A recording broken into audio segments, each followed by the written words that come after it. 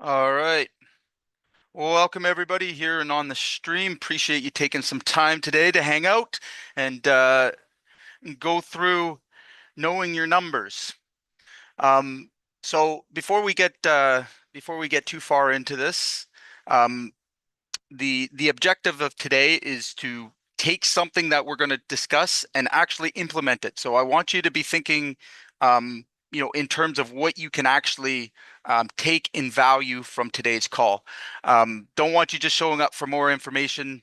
So again, think tactically throughout this process. If you have any questions at all, we've got a pretty small group today.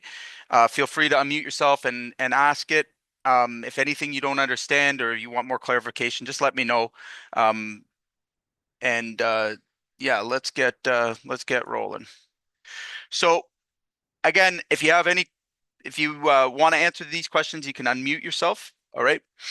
But just out of curiosity, how many of you know what's a good gross margin target for your trade? If you want to give me your number in the chat as well.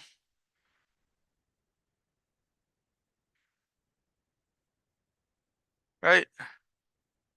What if my bookkeeper won't give me the reports I need? Okay. Who do I actually calculate? How do I actually calculate EBITDA without a CPA? And how often should I be looking at these numbers? Oh,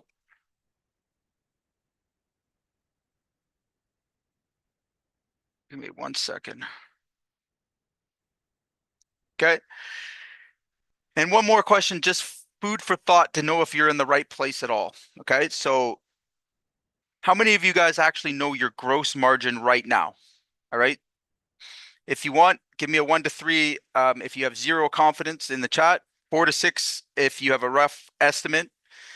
Could be off by 10 points. 7 to 9 if you're pretty close, off by maybe 3 to 5 points. 10 if you actually know it. Sort of a trick question. 4. Okay. About 30%. Okay. I would say that's quite typical for what we see for most construction companies. A lot of our clients that are, above those numbers, above 1 million, I've had contractors, 5 to 10 million that have absolutely no clue. Which is a pretty scary thing considering the type of business we're in. So the 5 numbers that every established contractor should know, all right, but very few actually know them, all right. And I'm gonna go through some stats with you, all right. So of contractors that are a 1 million or above, all right, 89% can't state their real gross margin within 5 points, not on paper and not from memory. Okay, so 89%. All right. 47K is the average net profit, all right, which is unbelievable to me. But I see it every single day for a contractor doing 1 million plus, right? Not 200,000, not 150K, but 47K, less than 2 to 3% of net profit. Okay, so that's after everything. We're basically working for a small salary, right? It's a lot of risk to take in a business. There's a lot of factors that go into being a contractor, and for the most part, self-inflicted. Most contractors are working, outside of wages, in my humble opinion.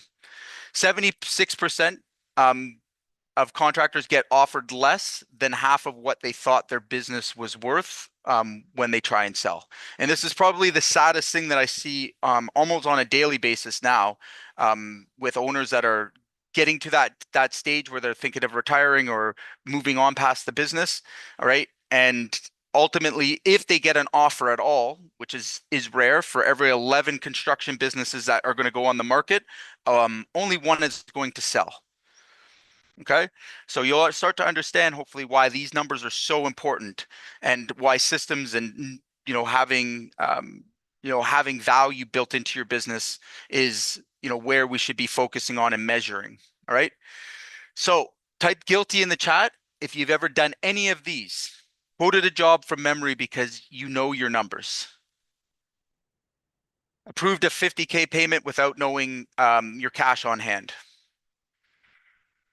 Turned down a job on price field, not on margin math. So if anybody's ever done this, you can put guilty in the chat. Made a hire without checking what it does to your break even. Good example of this. Just had a client hire a CSR, or considered getting a CSR, and the first objective is, how does this change the break even? All right, how is this new overhead cost going to change the business and the cash flow? Right, these are the kind of questions we want to be asking and having the resources to have an answer for. All right, told your spouse we had a great year without knowing your net profit. Right, just pure gut feeling had a great year. I definitely have been guilty for that in the past, for sure. Wondered what your business would sell for, never actually found out, right? Or operating a business without the end in mind. Okay, and we should always be planning for our exit, even if you don't plan to exit your business. All right, if you want to have something to show at the end, it's very, very important and vital, all right, that you start planning your exit and making your company liquidable. Okay, so we're going to talk about that a little bit, what liquidable means. And in the basic way I can explain it is when you have a EBITDA above 20%, all right, and your revenue is above about $1 million, there's a better chance that you could be sold, right? So you have an asset. Anything that's outside of those numbers, which is typical, all right, means that you have a business that won't sell. All right, so no one would really buy your business. Therefore, it's not an asset; it's a liability. In a lot of cases, it's just a low-paying job. All right, we don't want that. So we got to be intentional around how we build our business, how we structure it, and how we get it to a liquidable state. It's also the point of where you can get bank loans, and where a lot of things can develop for your business. But it all starts with that, getting that EBITDA under control. So the 5 numbers that separate owners from operators, all right, every time is first gross margin. What's really left? Net after everything, all the expenses are paid. What do you actually have? All right. How much cash is left in the bank? How much did you actually earn? All right. Another big important number that is the most overlooked, overshadowed number is your break even. All right. At what point have you done enough work, all right, that all of your bills are paid, all right, and you're in a profit scenario? Okay. I would say the average contractor we work with, when we first start working with them, when they discover this break even, it's a shock, it's a jolt, all right. But once they understand it and work to start to get the break even lower and lower, big things begin to change and focusing on those margins. But again, this is where the stem of cash flow problems occur, right? The owner rate, all right? What's your hourly cost? Something so easy to calculate, all right? But very, very, very rarely are we actually doing it, all right? So what ends up happening 9 times out of 10 is that you end up doing $20 and $30 an hour jobs instead of doing the $200 and the $1,000 an hour jobs. Okay. And it's just not understanding what the actual value is that you bring to your business. As a CEO, you'd be worth nothing less than $200 an hour. All right. If you're really good at sales, it's $1,000 an hour plus. Okay. But yet we're completely inundated with operational tasks, right, that are $20, $40, $50 an hour. And it's a trap, right? It keeps you trapped for a long period of time. Or you're on the tools again, because that's and we all start out there at one point or another. All right. But you need to be strategic with, getting yourself out of that $40 to $50 an hour position and into a $200 an hour position, and focusing on those tasks that are actually going to bring that value. But if you don't track it, you can't manage it, right? So if you don't measure it, you can't manage it. Cash runaway, right? So how many weeks until you're out of cash? So how much cash flow do you have, or cash on hand? All right. And the final one is your sales numbers. So like, what are you actually worth today? How liquidable is your business? Okay. So those are the top 5 that I would say for companies that are doing $1 million. These do change slightly as you develop into higher revenues and have a different structure. All right. But for the sake of today, we're going to focus on just those five. All right. So again, when we get to a true gross margin, okay, and a lot of times we get this confused, all right, with gross margin, markups, stuff like that. It's very, very important you understand that margin net after all expenses have been paid. All right. So if you're doing a markup, for example, all right, you think you're putting 40% markup, that's actually, I think it's like 28 or something like that, in margin. Okay. So you think 40%, it's probably like 22%. The gap is your entire retirement. Okay. So again, unintentionally undercharging, thinking you're making money, thinking the business, is profiting when in fact you're not. And when you start to remove your overhead expense, the cost of running your business or the future cost of running your business, which is another very underconsidered number, right? So you want to grow, you need to, invest in resources, you need to, maybe hire a project manager, all right? Well, initially, all right, you're going to see that incurs some costs, right? So we have to have a formula for that. All right, so formula for revenue minus your What? direct cost is your revenue. Okay, hold on a second. Yeah, go ahead. Yeah. Okay, your direct costs, material, labors, subs, permits, and direct equipment. Okay, so these are what we call our COGS, right? Separating those are direct material, labor costs, permit costs that are directly to the job. That's not including your overhead, right? Does not include your salary, office rent, marketing, or admin. Okay, those are overhead expenses. Okay, and then we want to track by job type. You'll be actually shocked on, what services or trades are making you money and which ones are losing you money. But most guys are not tracking these things, and they end up, in a vulnerable position when they does come to the surface that, hey, you know what, maybe we shouldn't be offering, a certain type of service, right? We struggle to get the jobs and they're not, contributing to our margin. Okay, so our break even number, what's a monthly revenue you need to survive, right? So based on your formula, your margin formula, okay, what's the revenue number that's required for you to break even, where all of your cost expenses are paid? Okay, so the number, every price, every hire, every bet gets checked against. Formula is monthly fixed costs, all right, divided by your gross margin percentage. Okay. Did I have anybody on here that was actually calculating these? Maybe give me a one in the chat. Is anybody actually calculating your break-even numbers? I know I have a few members in here, so they would be, but no?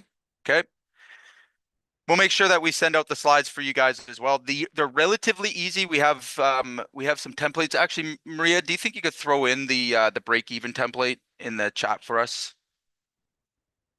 If you'd be so kind. Fixed costs, rent, utilities, salaries, insurance, subscriptions. Okay.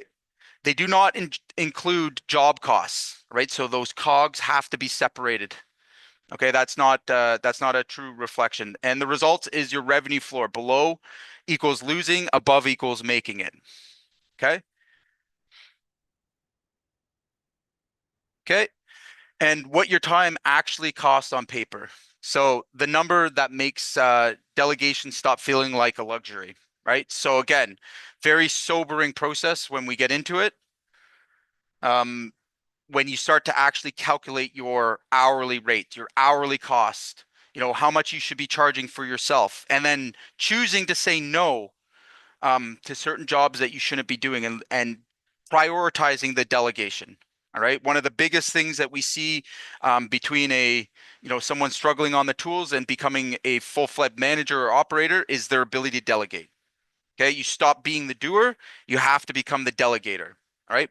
So the formula is owner's comp plus draw plus distributions divided by hours worked. Okay. We'll give you your hourly rate, which you should be worth, right? Another great way, and again, we have some resources for this, but we can track 1 week of hours, every hour categorized by task. All right. We call this a time audit, right? One of the first things we get all of our clients to do is to recognize where their time is going and what the value of those tasks are. Okay.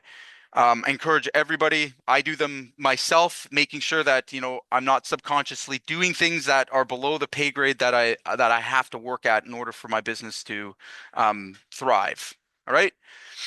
Now, once we have that, we can compare that tasks to the rate, right? Or someone else's for that matter. Okay. Every task above your rate, delegate it. All right. And below, you would do it. Okay, pretty simple process to go through, but again, something that doesn't get done commonly. All right. And when then owners are wondering why they're always constantly feeling overwhelmed, pressed for time, and make silly mistakes, right? Or get stuck on the tools, can't get off the tools. All right. So the last is how many weeks would you survive if revenue stopped?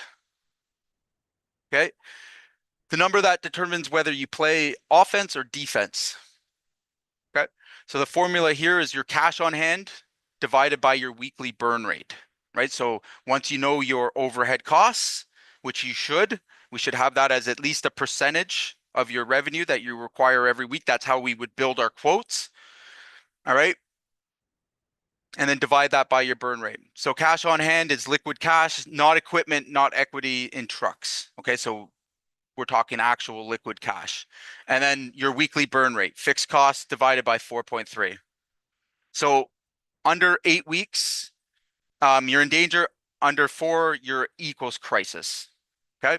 So this is another very, very common problem I see. Almost I would say it's with every new contractor we work with is not having enough cash on hand or not having enough saved in revenue. All right. And what that ends up doing is putting us in a reactive mode. All right. And we often see kind of riding the roller coaster. All right. The last one here, guys. What's your business would actually sell for today? Okay. Very, very important number. And even if you're not planning to sell your business, okay, this is a true health indicator. All right.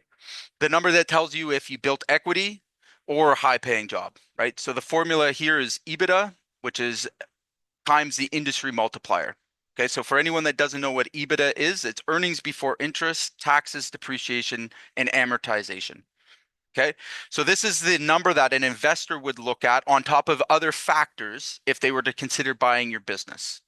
Okay, so key areas, if we want to see how liquidable we are, is your time. How much time are you actually spending in the business? Now, if we were to step back for a second and think like an investor, put our investor hats on, all right, how comfortable would any of you guys feel buying a business where the owner, spent 100% of their time in the operation? Who here would feel comfortable, putting substantial money on that? I certainly would not. And the first place we're going to look if we're, when we've bought quite a few businesses, myself personally, and it's one of the key indicators whether I'm giving a 1 or 2 multiplier or 4 or 5. It directly tells me what would be involved and what risk I have, right? So an EBITDA, the standard would be to even be in the ballpark to be considered, by an investor or buying it, buying in any sort of venture capital or anything like that, you must have a 20% or above. And the reason's pretty simple is they wouldn't be able to finance buying your business. If the only other option would be, somebody buying you for cash and they still wouldn't buy you with a EBITDA lower than 20%. It wouldn't be financially, it wouldn't financially make sense. All right. Unless you had some sort of patent or something like that, that might be the only situation. All right, so the next is the contractor's multiplier. So this is really where it counts when we're thinking about selling our business. All right. The typical contracting business, if it gets sold, and remember, only 1 in 11 businesses now and into the future that go onto the market in the construction world, all right, will actually sell. All right. And that's going to become more and more difficult. All right. Just because there is a lot of boomers and Gen Xers that are moving into retirement. All right. It's a good opportunity for anybody that's, still, millennials and down. Great time to buy businesses. All right. But if you ever get into the process of buying or purchasing a business, you're going to very quickly figure out about multipliers. All right. So a typical multiplier would be 2 times your EBITDA. All right. For most of us, that's not retirement. Okay. Now, on the other hand, if we've built good systems and we can prove that we're outside of our business, meaning our business does not require us, our EBITDA is above 20%. Okay. And we have, a business that operates without us, we can start to see, 8 to 10 multiplier. Okay, so now we can see why it's worth investing in systems and processes and having the business be able to function without you. Okay, this was one of my driving numbers for myself and getting out of my business and out of the operations. And one of the most motivating things was being able to calculate, the equity that I've built within the business and becoming disciplined around it. Okay. When you start to work in that way, it starts to limit some of the choices that you would make. All right. And opens up opportunities that you would have otherwise not recognized. Okay. And again, guys, I hope you're putting the pieces together here. But when you don't know net profit, all right, on the job base, on the job cost base, on the overall, all right, what do we end up doing? What do we end up doing if we're not tracking those numbers? We're not being held accountable to those numbers first. What do you think happens? It's pretty simple, right? Our margins erode. We take on jobs we shouldn't. Maybe we don't invest in marketing. We don't invest in, systems. And, next thing you know, we're 10, 15 years down the road and we have a business that's not worth anything besides the trucks and equipment. Okay. Again, I know a lot of owners that are in even scarier positions where like this whole business, they didn't have a retirement plan or anything else. The business is the retirement plan. Okay. So again, how do we start to turn these things around? It's the formal discipline. It's focusing in on the numbers that count, all right, and building systems around, that system, around that process rather. Okay. So again, just to know you guys aren't completely lost out there with this, all right? Rate yourself. Your gross margin. Do you know it within 2 points? Break even. Do you know your monthly floor? Okay. Owner's rate. Do you know your hourly cost? Your cash runaway. All right. Your sales number for a real valuation. Okay. So if you don't know any of these numbers right now while you're sitting on this call, right, that means that we have something that we can start to implement. Okay. I would highly encourage that you do. Nowadays, it's very, very easy. All right. We should all be having operating systems that allow us to do this. I'm going to make a short spiel, which most of my members have probably heard, and they're going to roll their eyes. All right. But I want to explain it to anybody else that's on the stream and that's here. Something that I had to learn the very hard way. And I try and share with everybody that I come in contact about this topic. For anybody that believes that their bookkeeper or their CPA even, all right, is going to help them, all right, establish these things, or are going to, formally give them this information, you are sadly, sadly mistaken. Okay. And the reason for that is very, very simple. It's straightforward. Okay.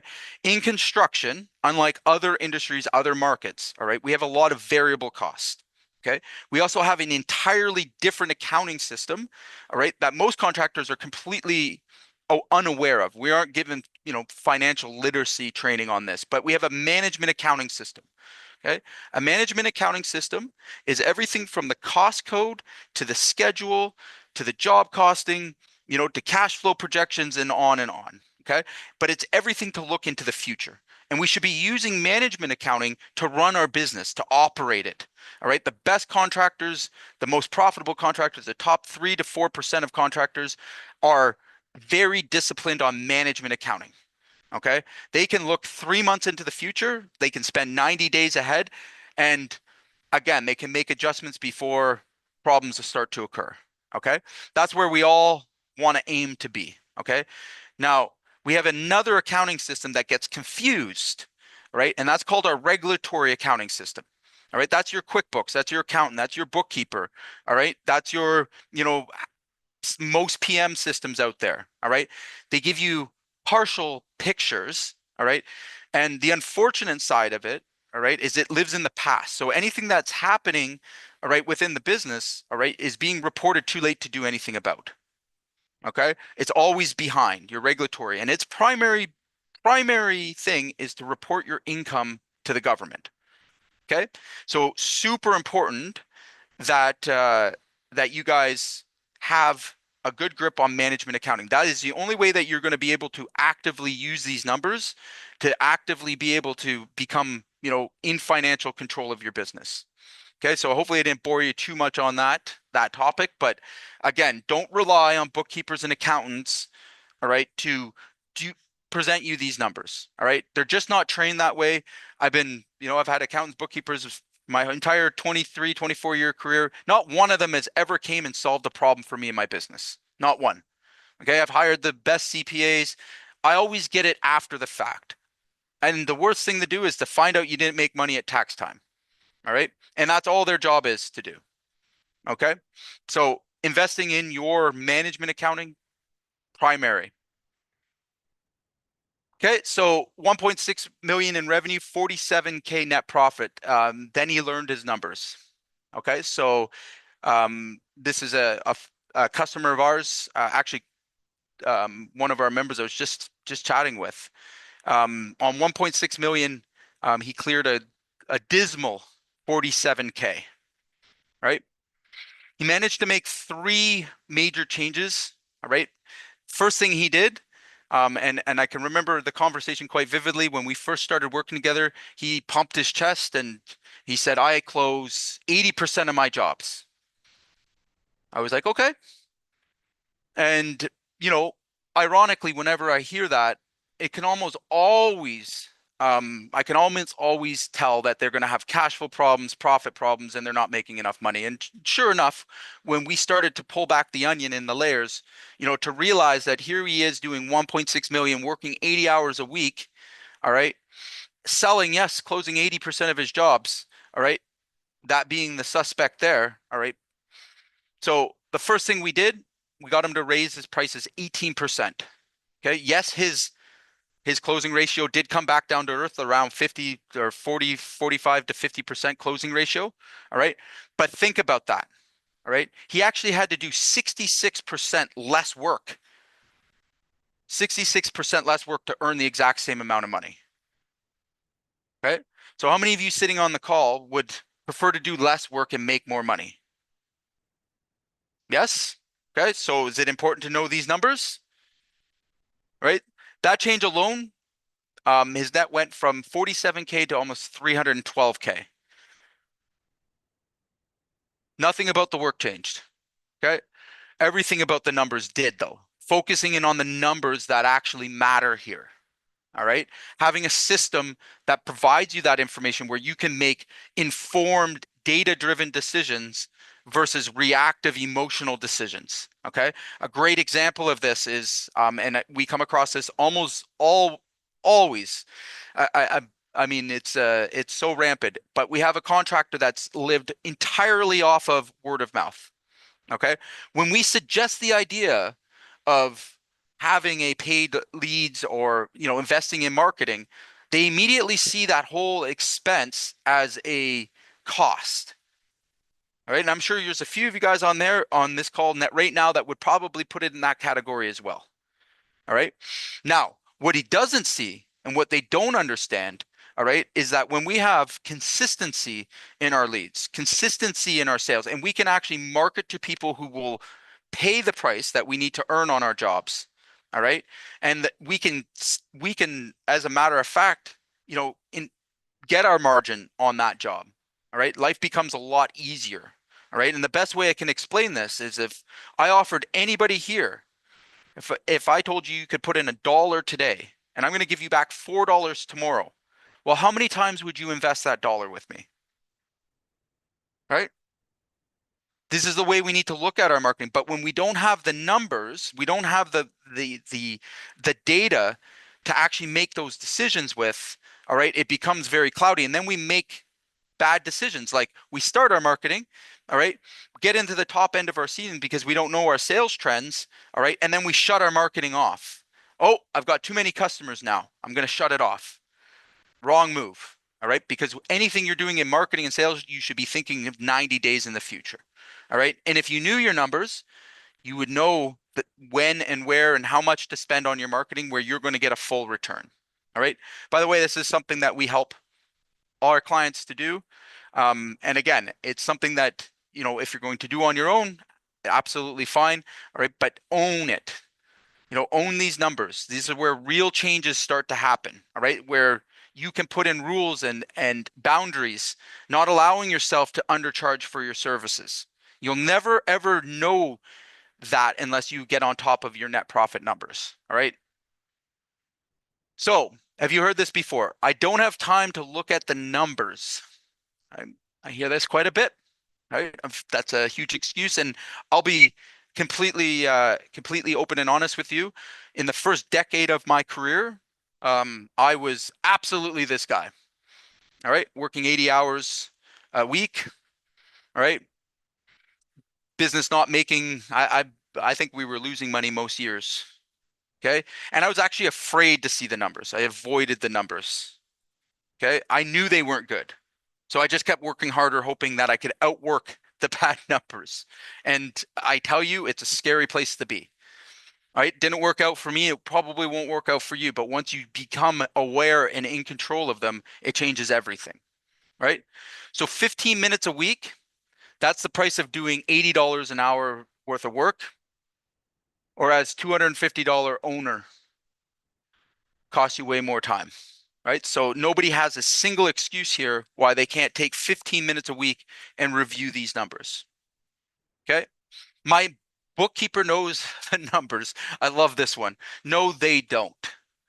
Nor are they actually willing to or able to give you a full picture view. They can report what's in QuickBooks. Yes, right? Very, very rarely is that up to date. All right. But the numbers they're sharing with you aren't a true reflection of where your business is at. Okay, in 99% of the scenarios that I encounter, all right, and it's simply they're far behind. Okay, they also don't give you a full picture and allow you to diagnose where the problems are stemming from, where the profit leaks are. All right, I'm curious, has anyone ever had their bookkeeper come to them and help them solve a business problem for them? Suggest a profit leak? Any of these things, besides reporting your income to the government, you know, has any of your bookkeepers done your job costing for you accurately, including overhead percentages? Hell no. That's right.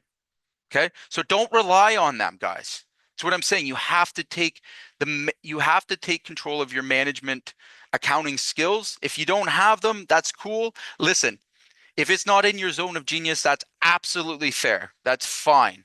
All right. There's plenty of services, us included, that can help you to get to that stage. There's systems, there's processes, but you have to understand what the outcome is that you're looking for here.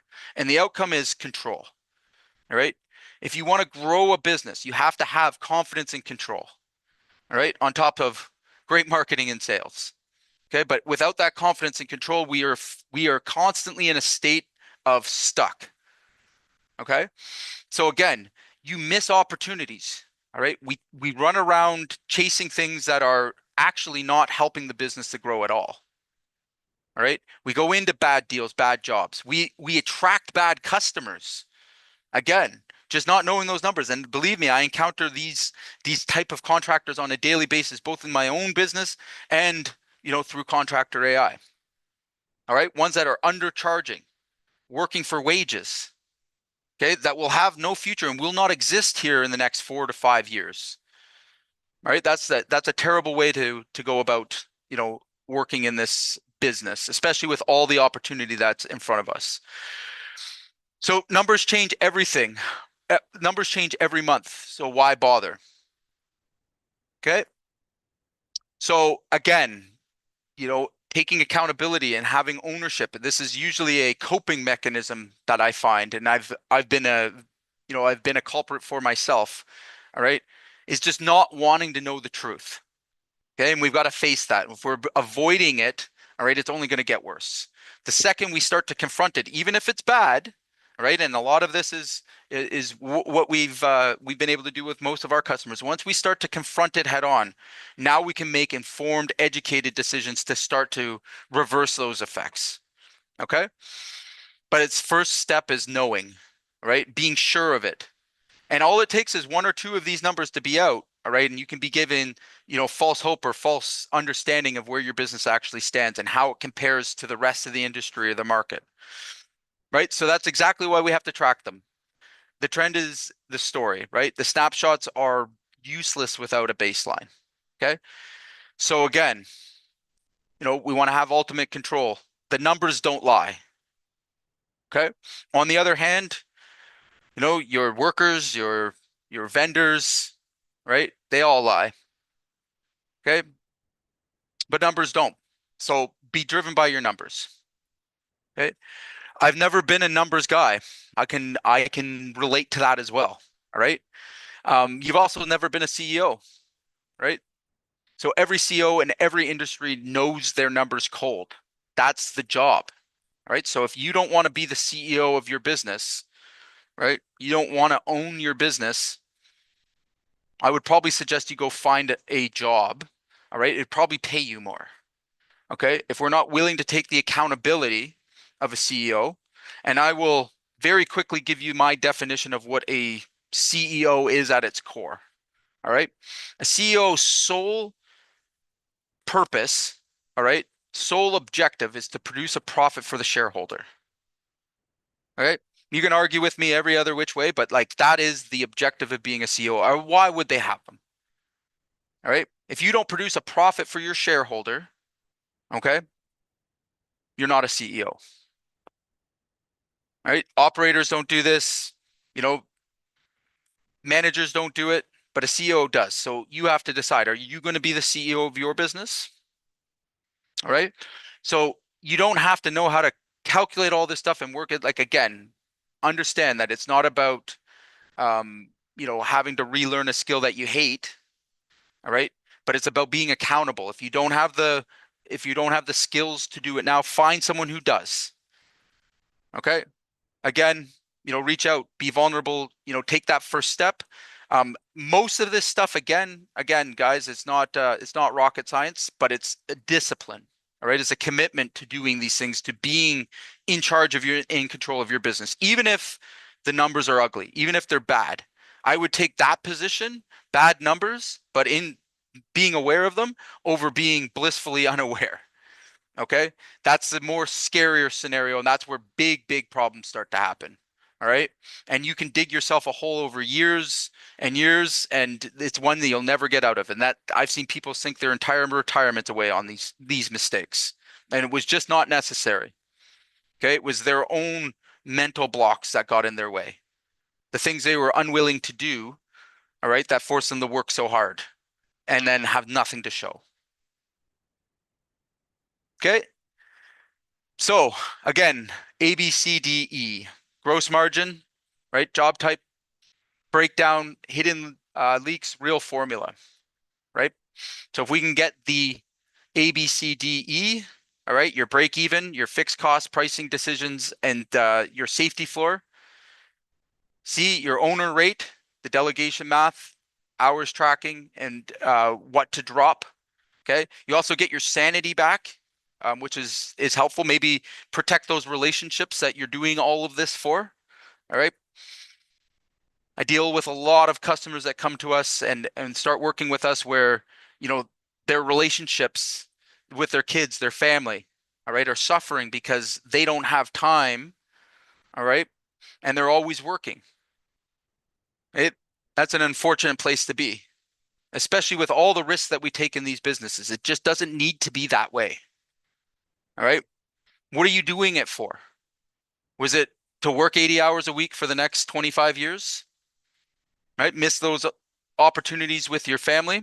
Again, like I said, if you're in that boat and you're not willing to take this on and you're not willing to commit to it, all right, commit to being the CEO, just do yourself a favor, do your family a favor, do everybody that's in your life and around you a favor, and just go get a job. Right? And I know it sounds harsh, but it's a reality. And sometimes we have to face it if we're not willing to do those things. If we're not, if we're not going to take control. All right. Your cash runaway, the weekly burn, cash reserves, defensive playbook, the what if scenarios, right? And the one and most important one that, again, will allow you, all right, to make informed and educated decisions and to really find yourself in a place where you can look at your business as an investor, which, again, very few contractors get to that stage. I hope everyone on this call does at one point in their careers. All right. But looking at your EBITDA, your multiplier, your valuation, building a sellable equity. Okay, super important. Even if you're just starting out, I want you to get this in. Like, I wish somebody had slapped me around and got me focused on these things. I would have saved a decade of my life. That was absolutely traumatic, terrible. Made all these mistakes. Okay, worked really, really hard and had absolutely nothing to show for it at the end of a full decade of, 80-hour weeks and just again, it didn't have to be that way. There was only, if I had just gotten on top of these things, I would have made way better decisions. I would have stopped doing the things that were hurting me. Okay. I don't think anybody here would, openly, honestly, and knowingly, do harm to themselves and to their business and to their relationships, would they? Of course not. All right. So then what's on the line? What do you have to lose by not doing this? Right? Exactly what I'm explaining, right? And it seems simple, and it should be, all right, but it's a discipline that we have to develop. So if you don't know your numbers, all right, you can't make the decision. It's bottom line. Okay. We can't manage what we don't measure. Okay. Just like we can't delegate what we can't document or what we don't document. All right. There's very simple process here. All right. So what's your first step? Okay.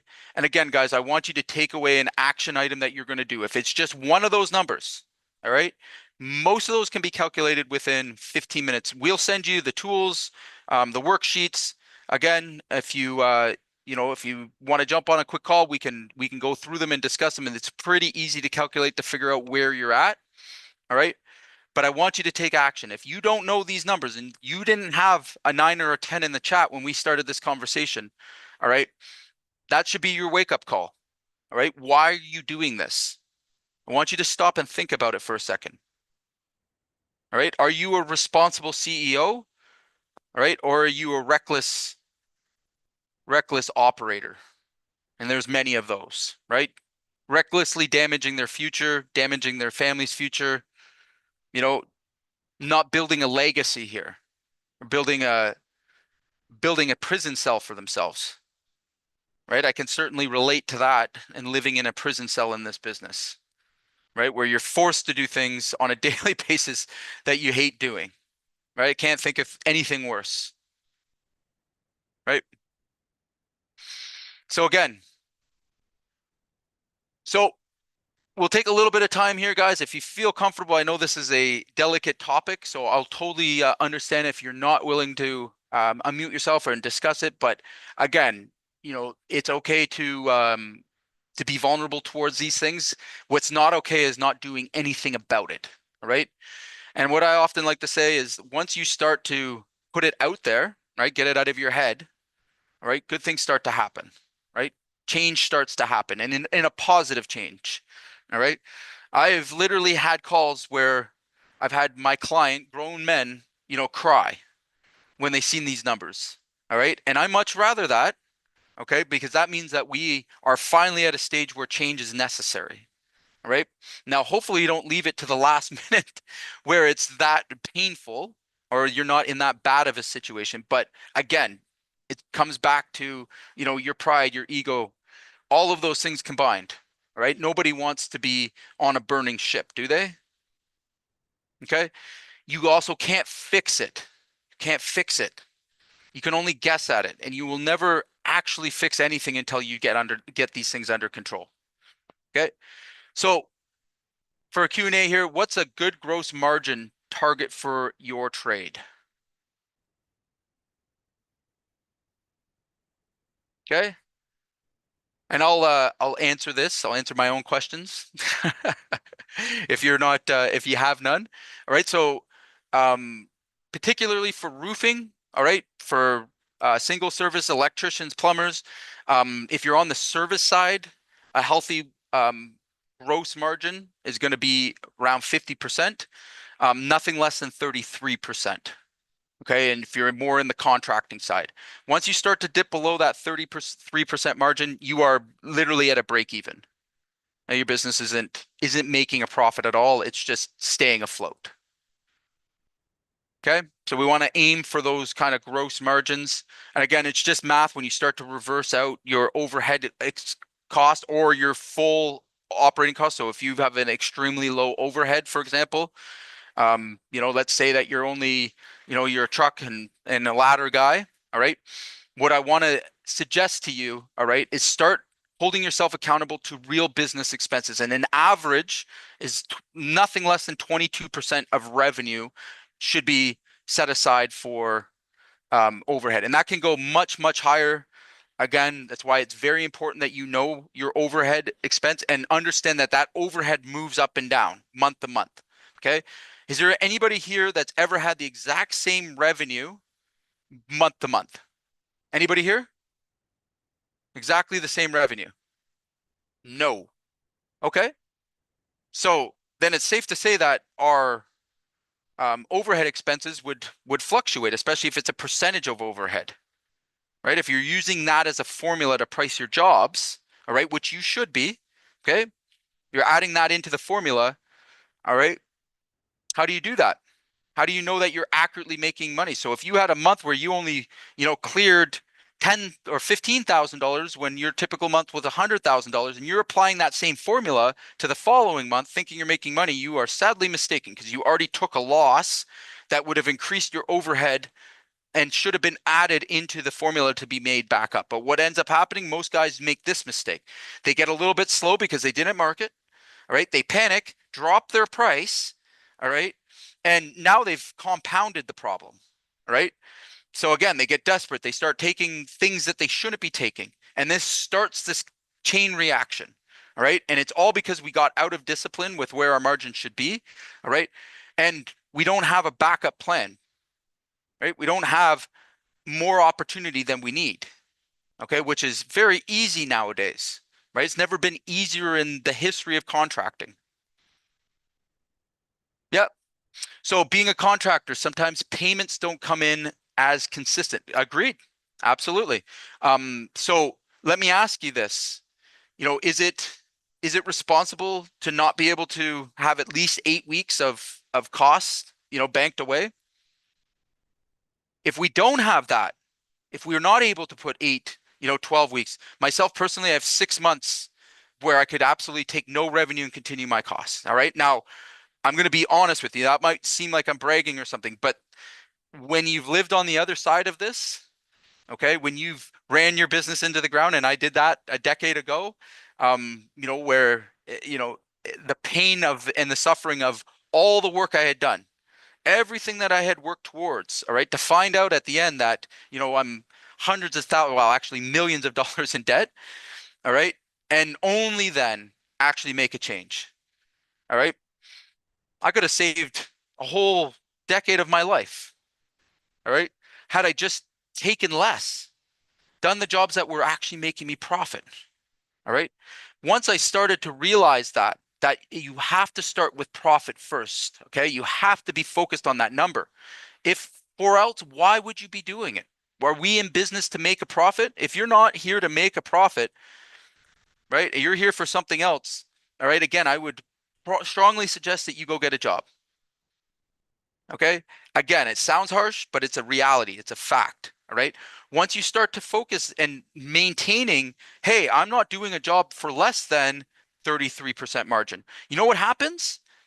Probably the opposite to what you think. Your closing ratio doesn't go down, right? A lot of people associate that with no, in fact, you have money to spend on marketing. You have money to put away to protect your business, all right?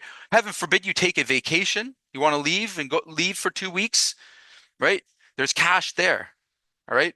Again, I understand the cash flow thing better than most people do. We run a fairly large company. We have cash flow rules in place, all right? How we collect our money, which jobs we agree to, which contract terms we agree to, all right? All of these things are controls, all right? They're things that can be implemented into your business. I have countless customers, all right, that have completely cleaned that up so that that's not a concern anymore, all right? We have money in the bank if we're taking terms, but more importantly to that, all right, why are those payments behind, right? What in the process allowed somebody not to pay you for your services on time? All right, so there's more questions to that. Okay. So another one, how often should I be looking at these numbers? Okay, that's a great question. Thank you, Jay. Um, so I would say as often as weekly, if you can, 15 to 20 minutes. All right. That is probably the most healthiest way to go about it. All right. Bare minimum once a month. Okay. And we should be doing it. Typically, you would do it on the 15th. All right. That way you have 15 days if things aren't in your favor. All right. To make some changes. Okay.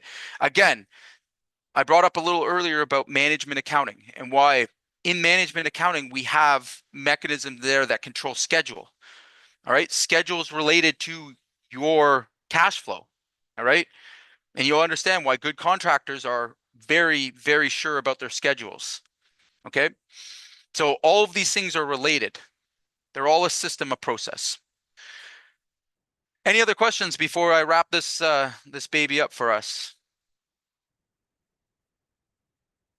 Oh,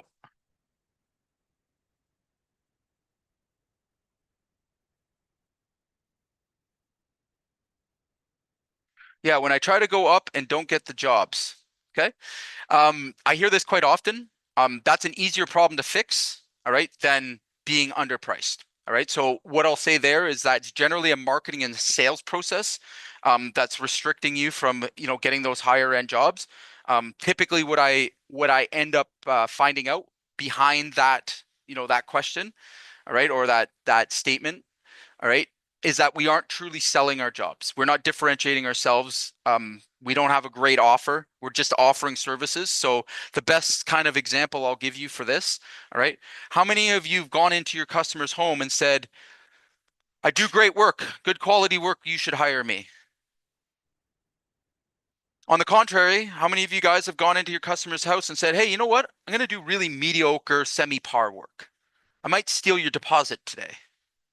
Anybody said that? Okay. Yes, sir. Yeah. All right. Maybe too honest. I saw you. I saw your name in the call this place, so I wasn't Oh, sure if that was hold on a second. Oh, okay. The point I'm trying to make here is when you show up and you sound like everybody else, you will get, and you look like everybody else, okay? You are forcing your customer to choose on price, okay? So again, a much easier problem to fix, very easy to differentiate yourself these days and to demonstrate value, okay, to your customers. It does require, adjustments and change, and that's the scary word in the room, right? Because everything I've talked about today is change. Okay. Everyone likes to talk about it. Ain't nobody like doing it. I can tell you that. I am in the change business. I help people change their businesses, change their lives every single day. Okay. But it comes down to this, right? If you're not willing to change, if you're not willing to make, uncomfortable changes in your business, then don't expect things to ever get better. Okay. That would be the definition of insanity. Right? It's not just going to magically get better one day. Okay, that doesn't happen. It comes from discipline. It comes from stepping into that uncomfortable zone. All right. And doing what actually matters, what actually moves the needle. Right. And that's sometimes hard to see. Okay. So if you're struggling with any of these things and, would be happy to have a chat with you, help you to get through these numbers. Again, no pressure or anything. I'll throw my throw my link in the chat there. Oh, they're already there. If you guys are interested in this, you want to get control of it. Otherwise, we'll send out some resources. Maria, we'll send out our job cost forms and stuff like that for everybody that's on the call today. We'll make a package up and email them out to you guys so you can get a hold of your numbers. Okay. All right. Appreciate everybody's time today. And please, please take some action. All right. Just get one thing done. Doesn't have to be perfect. Done is better than perfect. All right. But take that first step. We'll talk soon. Thank you.